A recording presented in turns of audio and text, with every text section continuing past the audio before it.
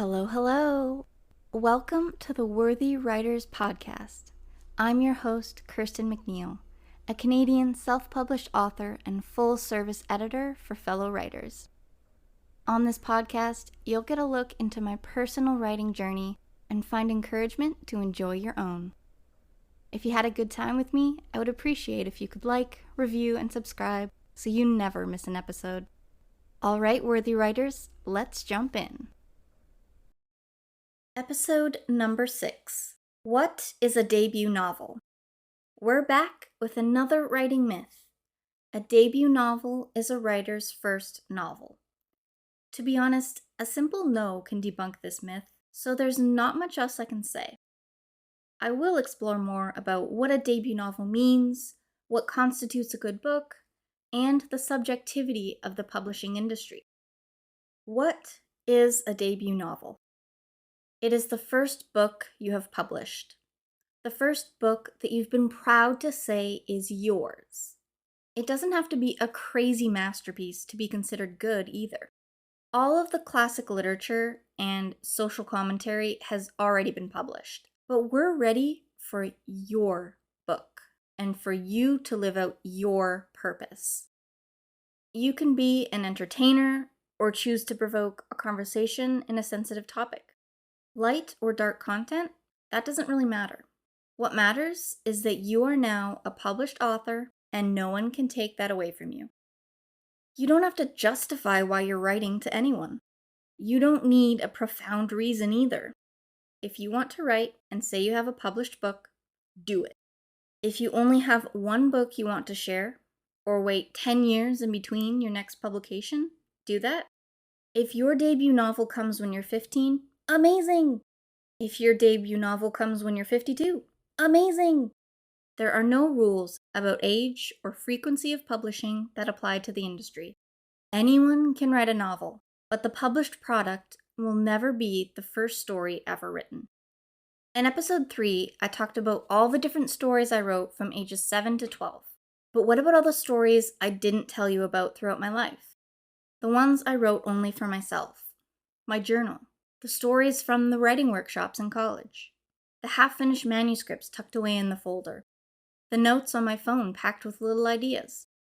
Sure, they're not full-on novels, but all of that comes together to add to my knowledge base and help me practice my craft. The piece that you end up publishing isn't going to be the first draft of your novel. It's going to be the billionth. Maybe less if you're not a perfectionist like me. So technically, the published piece is not the first novel you've written. It's a version of the first novel you wrote, but it changed a bunch after the gruesome editing process. One of the joys about being a writer is that you decide what your first impression will be in the publishing industry. You choose what legacy you will forge, the first social media post you make, what you share about your personal and writing life, the excerpts you share.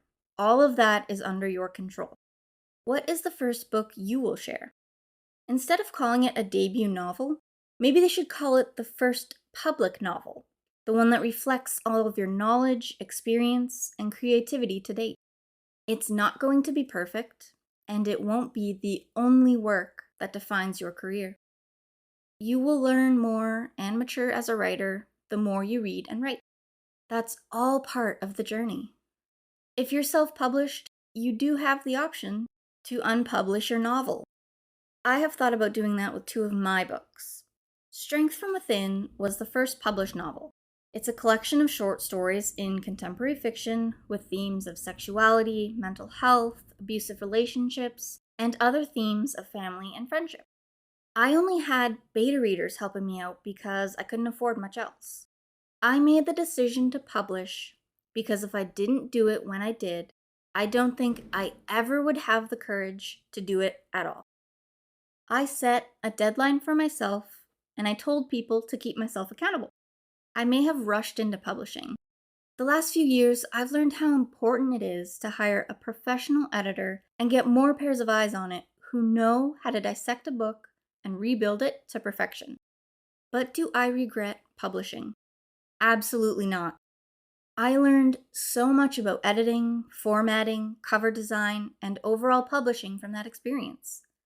I needed that to learn, to give me the confidence to see that I can become a published author. This is the choice I made to get my name out there and experience everything I could about self-publishing. It may not be the best choice for everyone, but now that I've gained more knowledge and experience, I plan to revamp the stories in this novel and go all out with editors and cover design. If I have to wait a little longer because I don't have the funds yet, so be it. I want to do this well and go all out. But what you should take away from this is that I didn't have to go all out to be published. I always had options. I always had a choice. And I can change my mind at any time about publishing and republishing new editions. I am in control. My first book will always be known as Strength from Within, and I am so proud of that. What book will you be proud to share as your first? One thing I will caution you on is the urge to fix everything and republish as you reach each new stage in your writing career. The trick is knowing when to leave well enough alone and when you really do need to republish a book. If you want to show off your new skills and ideas, put that into a new book. Life is too short worrying about and endlessly tweaking one book. Keep writing, keep publishing, learn with each new one. A lot of thought went into the decision to republish my first 2 books as new editions. This is the best choice for me because I want to make sure they are 100% professional and reflect my best work. They will technically be new books, but a cleaned up version of what they used to be. Now that I've learned a lot, I don't think I will go back again and again to republish every book I create. I feel more confident than ever that I've gained enough knowledge and patience, which is super hard for me to practice, that I can publish my next new book and do it right without hesitation. Whatever I publish next, I can release and leave it at that. All thanks to the first 2 books I published and those experiences, I've learned the best way to do this that works for me. And that is my journey, no one else's. Sure, we may have similar experiences, but I can't make the decisions that feel best to you. Only you can do that. You have control over your journey. Trust yourself and remember that it's okay to publish before you feel 100% ready. No book is perfect, but every book is beautiful because it contains a little piece of the author's heart and soul. Now, I'd like to discuss the difference between best-selling and best-written. Do you have a dream to be like those celebrities who publish one book and automatically hit the bestseller charts? Let's stop to think about that for a moment. Does this celebrity really have an amazing book, or did it just sell because they're famous? Did they even write the book? Maybe. Or it could have been a bunch of ghostwriters. There are many reasons why this type of book might sell well, but the key word here is sell. A best-selling novel says nothing about the quality of a book. This label is all about quantity, the number of sales. How many people purchased the book? Why did they purchase the book? That's harder to quantify because there's so many variables. But knowing what is best-selling is finite. It's trackable. The lesson here is don't compare your work or your success to others because you have no idea the journey they took to get there. So then what is a best written book? That's harder to define, isn't it? What's considered best is subjective. It's personal preference. There are factors to consider like grammar, storyline, characters, and everyone has their own opinion about what that means when it comes to a good book. Catcher in the Rye used to be one of the most censored books of its time, but now it's nothing compared to what is and isn't censored nowadays. Harry Potter is still a beloved series by millions, but there are still people out there who criticize it and J.K. Rowling for its themes, plot holes, and new information that she's thrown out there pretending that it's always been canon. Every single book in the past, present, and future of books will have people who love it and people who hate it. Find me a book that everyone in existence loves. That's impossible to quantify and would be far too time-consuming to research. So just trust me that a book like that does not exist. You will always have your critics. You will always have loyal readers. We all have genres we love, plot lines we enjoy, and character types we connect with. You can't control that in your readers. Does that mean you can't have a best-selling or best-written novel? Absolutely not. But I encourage you not to stress over achieving these goals because enjoying your journey is the most important thing. My main point here is not to get caught up in comparing yourself to others. Who really decides what a good book is? You and your readers. Simple as that. If someone doesn't like your book, obviously they're not the right reader to appeal to. It's impossible to please everyone, and you'll drive yourself nuts if you try to take every piece of criticism to heart. Even publishers have their own biases about books. It depends on their brand and what type of books they publish. It depends on the individual reader at the publishing house and whether they connect with it or not. Don't waste time trying to appeal to someone that you will never please. Shift your focus and keep searching for someone who is excited about your project. That person or publisher exists. I promise you. I recently worked with a writer who was struggling to send their work to publishers. The first one they sent it to had given feedback that the plot was too vague. She questioned if she should change her plot to strengthen the metaphor she was portraying. I advised her to slow down and see what other publishers have to say. One person's opinion is not enough evidence to help you decide if changes really need to be made. This writer took the rejection hard, which makes total sense. Rejection sucks. But once we talked it out, they felt much better about the situation and made a new plan to narrow in on the publishers that may be the best fit for their book.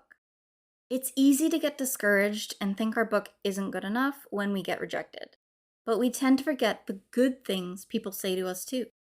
It's easier to give up than to push forward and deal with the pain, but the reward on the other side will be so worth it. Have you ever watched a show or movie where there's a writer character? This character works on one book and suddenly they're an overnight success. Everyone loves it. The book didn't have to go through many changes. It was accepted by the first publisher with minimal effort. I understand that for Hollywood, showing the real life of a writer doesn't make for glamorous television. But showing this idea that the first book you write is the first book that will bring success can create problems in a writer's confidence.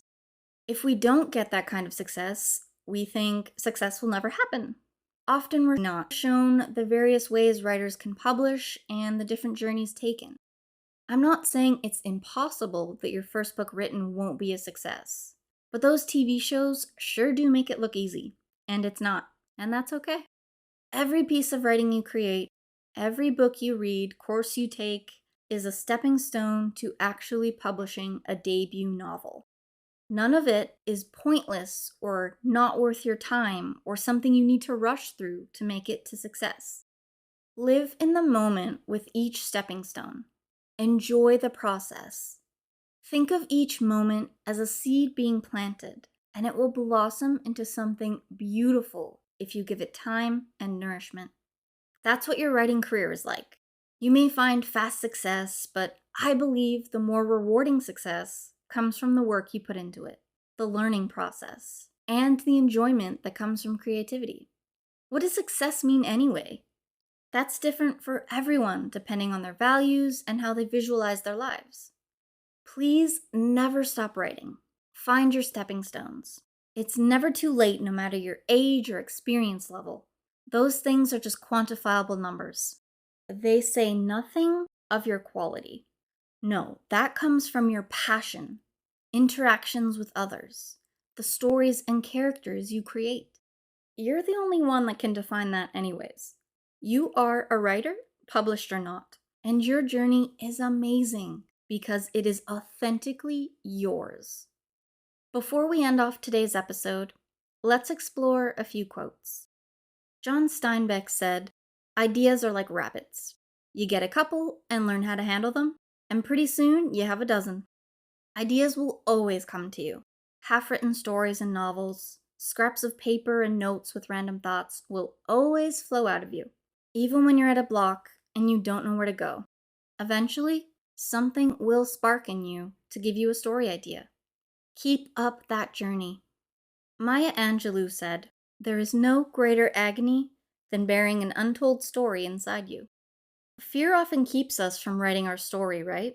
Imposter syndrome, doubt that we aren't good enough, the idea that it has all been said. But holding it all inside is bad for your health. Think about times when you've held in an emotion to make others more comfortable, or had a secret that no one else could know. You feel like you're bursting with no outlet. So please write. Even if it's just for you, use it as an outlet to express yourself. Writing doesn't always require an end goal of publication. It's okay to enjoy it for yourself without any expectations or pressures. Tell your story. Nicholas Sparks said, "Publishing is a business. Writing may be art, but publishing, when all is said and done, comes down to dollars." This goes to what I said about quantity versus quality. Publishing houses need to make money. They may play it safe, not putting their faith in a new author because they have to be certain that this book will sell. Writing is about passion. Publishing is about sharing your work and making money. When you're self-published, you have full control over that. When it's traditional, there are many more factors and people to consider. If you get too caught up in the corporate mindset while you're trying to pursue a writing career, I think you'll lose the joy of it rather quickly. As your challenge this time around, I want you to keep a list.